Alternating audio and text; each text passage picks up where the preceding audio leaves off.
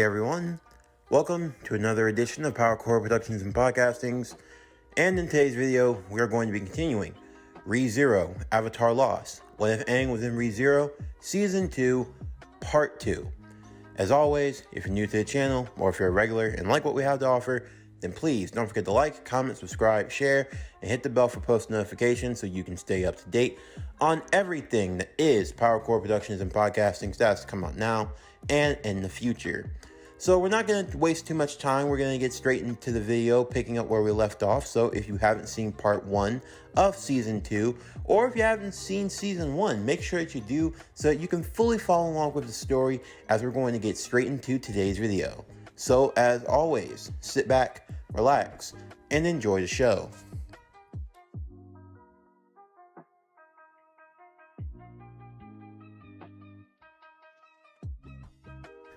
My name is Echidna, although that isn't my title. Most refer to me as the Witch of Greed. Aang looked at her angrily as she said those words. The Witch of Greed? Was she responsible for the cultists? Was she their leader? Aang readied himself, not knowing what was going to happen, but Echidna simply smiled. Calm yourself. I have no interest in fighting you. I merely want to talk. Yeah, right. You sent your cultists after us. I doubt there's really much to talk about. The cultists? Oh, you mean those weirdos? Weirdos? Yes. I've never told anyone to worship me a day in their life. I find them to be repulsive and pathetic personally. That's not how they treat it. Do you know how many the horrible, obscene atrocities they've committed in my name? But let me ask you something. If someone went around doing something in your name, even though you never asked them to, how would you feel about it? In that moment, it allowed Aang to put things into perspective. This witch of greed, as she claimed to be, was not responsible for the cultists. The cultists merely took it upon themselves to worship the witches. They never asked for such a thing. It really wasn't what they wanted. After all, what was the point of all this death? It was actually a waste. Life was meant to be studied, to see all of its possibilities. Death was just the end. Nothing came after that. If anything, it made Echidna's stomach turn at the idea. All the same, Aang still stood on guard as he approached the table, with the tea being set. He sat down as he took his cup, drinking from it without hesitation. Rather bold of you to drink the tea of a witch. Well, it's not like you could really kill me. Besides, I doubt you would have brought me here just to poison me now. Perceptive as always. But you're right. Although still, I'm surprised that you would just take my tea so happily. It tastes a little weird. What is this? Herbal? Gin? Well, I have to make it using the resources I have here. I have to use some bodily fluid. Did I? Aang shook his head, hoping she didn't mean what she thought she said. What kind of body fluid? There are some things a woman must take to her grave. Although, I guess I'm already here. No, I think you're changing the subject. What was in that tea? Anyway, I want to know more about you. No, you want to know more about me, but I want to know more about this tea. I think the less you know, the better. Aang wanted to protest further, but she was probably right. Even if she were the gluttonous of knowledge, there was some knowledge that just didn't need to be known in the world. But now it left to the real matter at hand. Where was Aang? Why had he been brought here? To be more specific, he wanted to know what role Echidna played in all of this. Echidna made it very clear that as far as Aang was concerned, she had no dealings with him up until now, but he had caught her attention. After defeating Sloth, the witch factor had now been possessed by him, thus creating the circumstances needed for them to meet. Also was the fact that he had arrived to the witch's graveyard, the place where she had met her end a long time ago. However, for Aang, his main focus was figuring out what his power was. How had he gotten to this world? Just what on earth had been going on with him? Echidna would explain that he had earned the attention of the Witch of Envy, Satella, a greedy witch that killed the other witches in order to plunge the world into chaos, turning the entire population into her enemy. For Aang, he still didn't fully understand everything, but for now, he was still focused on what was important, and that was making sure Amelia was okay. However, there was something else. When Echidna spoke, saying how the other witches had been killed by Satella, he could see the hint of sadness in her eyes at this. It caused him to stop. "I'm sorry." "What?" "I'm sorry. I mean, that happened to you." "You're sorry? For a witch? I must say, you are full of surprises, as that's something I never thought I'd hear." "Well, whether you believe me or not, it's the truth. You don't seem like a bad person." "That's only how it seems. I've done a lot of evil things in my life. There's no reason for you to trust me.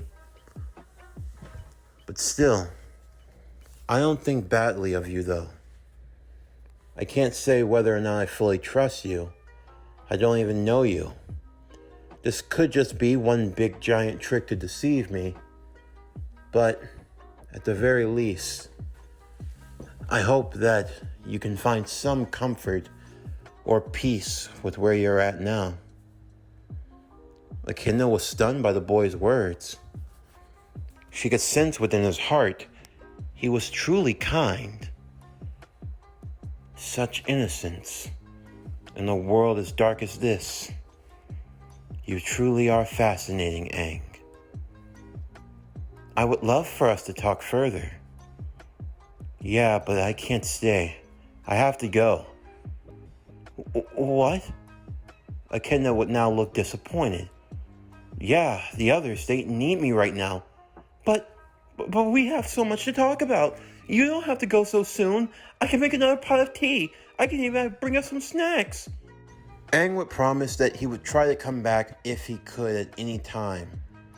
Echidna sensing that the boy was truthful in his words, and she could also sense that the boy seemed to have a strong attachment to this area.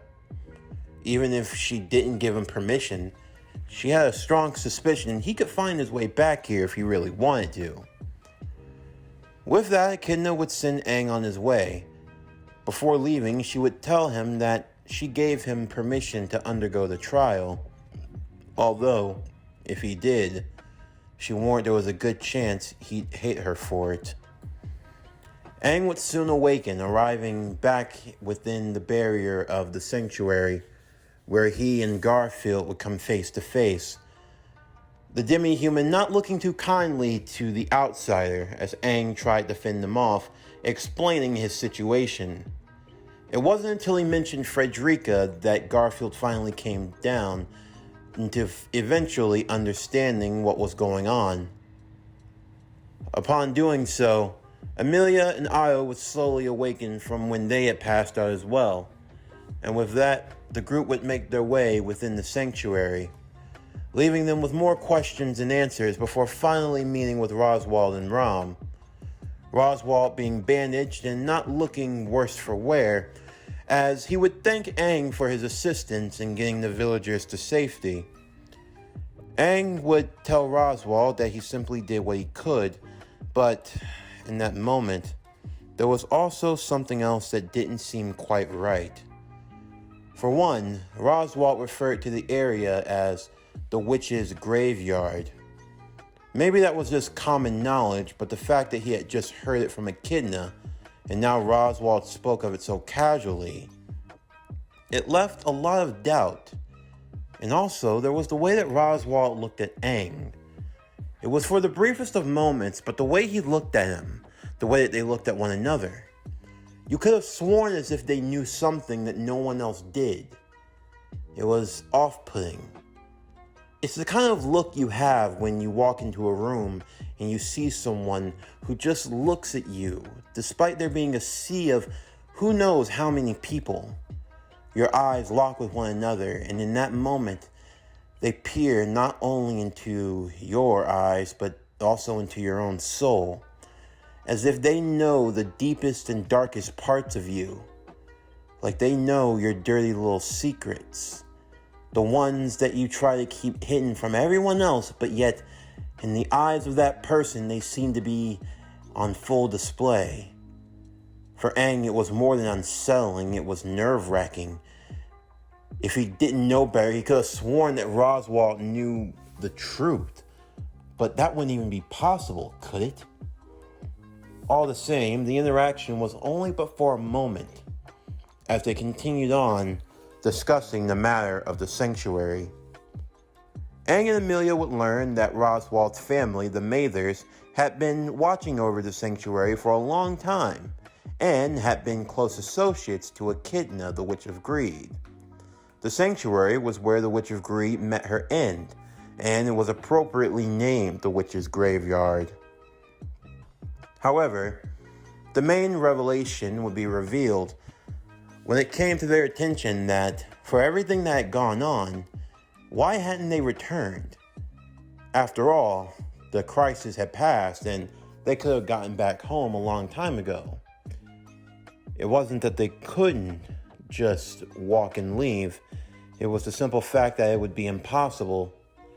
The villagers, Roswalt, Rom, they were currently trapped here, unable to leave the sanctuary, as Garfield revealed the truth of the barrier's power, that those who had demi-human blood and weren't 100% pure, or at least not 50%, had no way of leaving the sanctuary. To make matters worse, the villagers were almost being held prisoner in a sense, Garfield making it very clear that the only ones who would be allowed to take the trial were those who were halflings, like Amelia and himself. As such, the only way they'd leave is if Amelia underwent the trial. Other words, no one was leaving. Aang would immediately look to Garfield angrily, asking how he could do something like that, keeping them hostage. Aang had half a mind to go and save them now himself, but Amelia stopped him. If she could help these people, she wanted to, not just the villagers, but the demi-humans as well. She would undergo the trial. However, Aang was still wary of this. All the same, Roswalt would also explain that he himself had taken the trial, and the reason why he was in such a beat-up state was because he failed. This now left a bit of ominence in the air, wondering if the trial was capable of doing such a thing to Roswalt, then just how dangerous could it really be? All the more reason for them to be cautious as they continued to move forward. All the same, Aang was feeling a bit anxious now. Just what was he supposed to do? Of course, the duty of the Avatar in any situation was to help any people in need. It wasn't like he would have just wanted the demi-humans to stay here and suffer. No, if he could get them out of here, he would want to, but apparently by the rules and the laws of the sanctuary, he wasn't allowed to take the trial. Only Amelia was. All the same, Aang tried to be as supportive as he could. Rom would thank Aang, telling him that she at times underestimated his abilities, but he had done a lot of good since he arrived to them, and she was grateful. In a weird way, Aang was appreciative of the praise, but at the same time, did he really deserve it? All those times he died, the lives that were lost. Was Aang really a hero? Was he really living up to the name of the Avatar? Or was he just some dumb kid that was getting lucky? Because technically speaking, he could never fail. I mean, every Avatar had to face their own types of adversity in their life. But with Return by Death, did you really face adversity at all? I mean, really stop and think about it. Every time you die, you get to restart. You get a chance to do over, to start again. You can fix any mistake no matter how many times you need to. At that point, are you really doing any good for the world? When the world can just auto-reset itself for your leisure? Of course, there is the trade-off. The only one who knows about all that failure is you. While all your friends and family sit around and laugh and smile with glee, you're the only one that sits in the room and knows the truth. How many times did you watch them die? How many times did you watch them squeal in anguish? How many bodies laid at your feet before you could finally get it right? For Aang, even if he was the world's hero, he was living in his own personal hell. As night would befall the sanctuary, Amelia prepared herself to enter and to take the trial. As she entered the tomb of the sanctuary, it started to glow, signifying the trial had begun. As Aang and Garfield stood outside along with the other villagers, watching on for support, he asked Garfield why he hadn't taken the trial if it were open to all demi-humans. Garfield chose not to answer in that moment, because it would only reveal more of his own truth. However, as quickly as the sanctuary glowed, the glow would start to fade.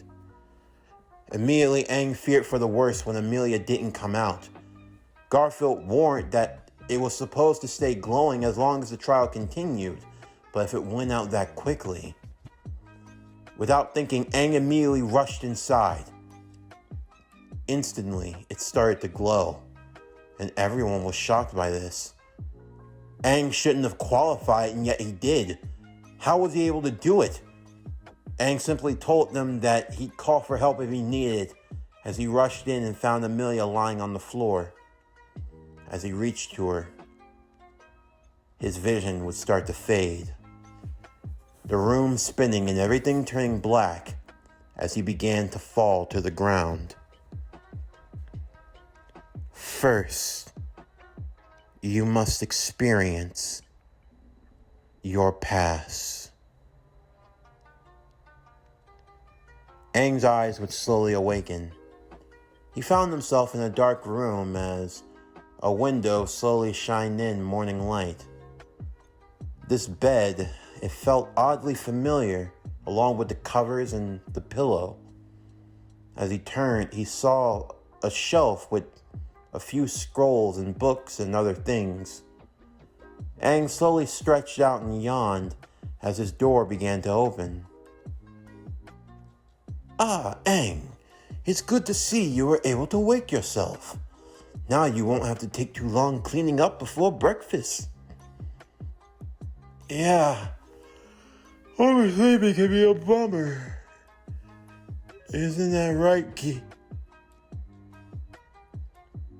Is something wrong, Aang? Gyakso. This concludes ReZero Avatar Lost.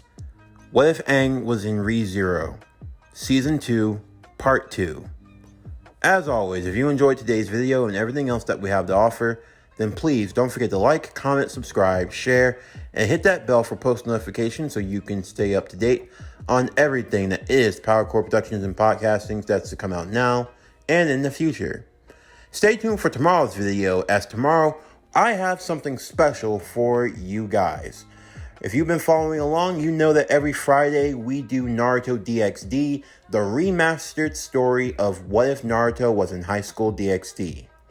Well, now I'm happy to say that the first movie of this remaster is going to be coming out on Friday. That being Naruto DxD, the movie Road to Ragnarok.